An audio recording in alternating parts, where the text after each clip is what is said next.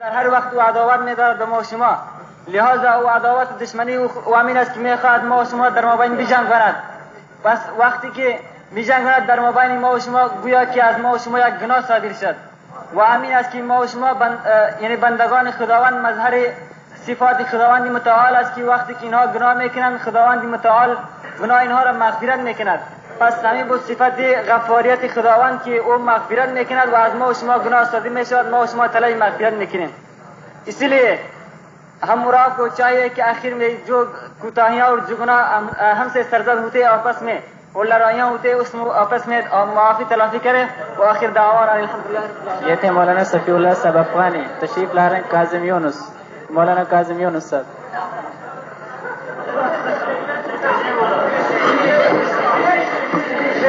السلام علیکم. I feel very scared to speak in front of all of you because it's the first time I'm speaking in front of such an audience. But because most of you don't understand, so I don't give a two-time shit, right? But what I want to say is that I'm a very sinful Muslim and I always commit sins, and I must have backbited against many of you. And today what I want to say is that I'm very sorry for what I've done, especially against one or two people where I took verbal and action. So I hope you'll all forgive me and remember me in your pious prayers, because I don't think I'll be seeing you after I've gone from this madrasa. And I just want to say that I love you all because you're all my Muslim brothers. At the end of the day, I'm proud that I think I'm becoming an alim. At one time I wanted to become a pop star or a dancer, but now I'm proud of what I am, and I think this is the best. And I hope you all remember me in your du'as. I do have two worries always on my head, so I hope you will pray for me in your tahajjud prayers. So that's all about it. Assalamu alaikum. تشریف لا رہے ہیں مولانا محمد اسماعیل کراچوی. مولانا نور محمد صاحب کراچوی. شور کم کریں ساتھی. دیکھو جتنا شور مچاؤ گے بات سمجھ میں نہیں آئے گی، اس لیے اطمینان سے سنیں. جینگا. السلام علیکم.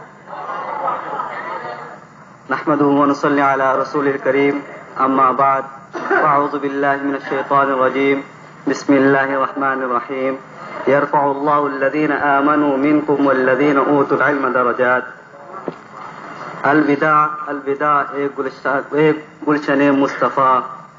میرے گلشن مصطفیٰ کے ساتھیوں، میرے ذمہ اگر کسی کا مالی حق ہو تو مجھ سے وصول کر لیں، اور میرے قول اور فعل اور اشارے سے اگر کسی کو تکلیف پہنچی ہو تو دل سے معاف کر دیں، اور میں نے بھی معاف کیا.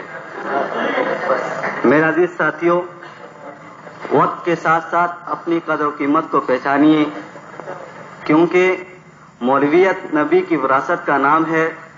مولویت پیام نبوت کی دعوت کا نام ہے. اس پر اپنی بات کو ختم کرتا ہوں. بندہ ایک مرتبہ پھر معافی کا طلبگار ہے اور دعاؤں کا محتاج ہے. کہتے ہیں کہ اپنی دعاؤں کے ساتھ ساتھ دوسروں کو بھی یاد رکھو گے تو اپنی دعا جلدی قبول ہوتی ہے. وما علینا الا البلاغ. تشریف لا رہے ہیں مولانا اعظم خان صاحب. مولانا محمد عظیم صاحب حیدرآبادی. السلام علیکم میرے ਭਰਾਵੋ.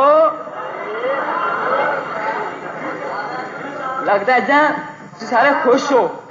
ਸ਼ੁਰੂ ਵਿੱਚ ਸਾਰਿਆਂ ਦਾ ਮੂੰਹ ਬਣਿਆ ਸੀਗਾ, ਹੁਣ ਸਾਰਿਆਂ ਦਾ ਮੂੰਹ ਮਾਸ਼ਾਅੱਲਾ ਖੁਸ਼ ਆ.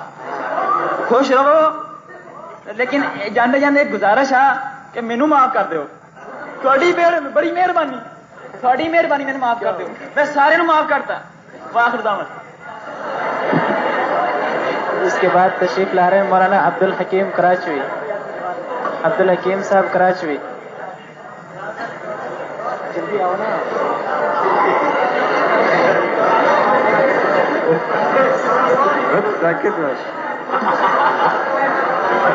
بسم الله الرحمن الرحيم.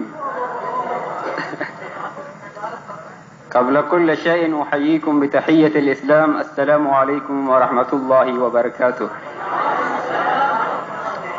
ثم عفوت عنكم وارجو العفو والصفح منكم. وفي الأخير أسمعكم أشعارا للإمام الشافعي رحمه الله. تعلم فليس المرء يولد عالما وليس أخو علم كمن هو جاهل كل العلوم سوى القرآن مشغلة إلا الحديث وعلم الفقه في الدين العلم ما كان فيه قال حدثنا وما سوى ذلك وسواس الشياطين أخي لن تنال العلم إلا بستة سأنبئك عن تفصيلها ببيان ذكاء وحرص واجتهاد وبلغة وصحبة أستاذ وطول زمان والسلام علیکم. جزاکم اللہ. دیکھو ایک بات توجہ کی کہ آپ لوگ پتہ نہیں اپنے آپ کو کیا سمجھتے ہیں، حالانکہ آپ لوگ ہر ایک اپنے علاقے کا رہنما اور قائد اور امام اور ایک رہبر ہے، اس لیے ہر ایک کی بات کو غور سے سنیں کہ وہ بہت اہم بات ارشاد کرے گا. ظاہر ہے کہ 2 منٹ میں بہت اہم ہی بات ہوگی، اس لیے توجہ سے سنیں، شور نہ کریں. نحمدہ ونصلی علی رسولہ الکریم. بھائی لطیفے تو سارے سال سناتا رہا، اب ایک بات سنجیدگی سے کہنا چاہتا ہوں.